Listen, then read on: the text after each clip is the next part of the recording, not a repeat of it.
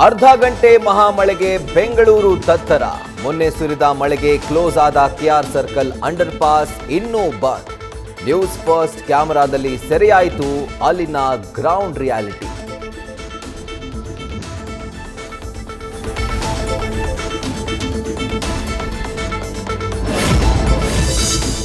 ಬೆಂಗಳೂರಿನಲ್ಲಿ ಗಾಳಿ ಮಳೆಗೆ ಬಿದ್ದ ಕರೆಂಟ್ ಕಂಬಗಳು. ಒಂದೇ ಮಳೆಗೆ ಬೆಸ್ಕಾಂಗೆ 87.32 ಲಕ್ಷ ರೂಪಾಯಿ ಹಾನಿ. ವಿದ್ಯುತ್ ವ್ಯವಸ್ಥೆ ಮರುಸ್ಥಾಪಿಸಲು ಸಿಬ್ಬಂದಿ ಕಾರ್ಯಾಚರಣೆ.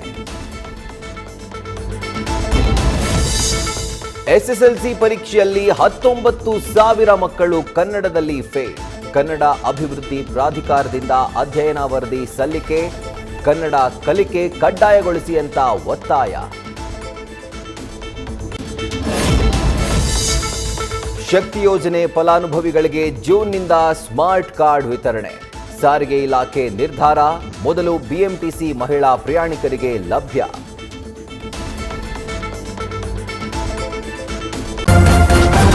ನ್ಯೂಸ್ ಫಸ್ಟ್ ನಿರ್ಭೀತಿಯಿಂದ ನಿಮ್ಮ ಪರವಾಗಿ.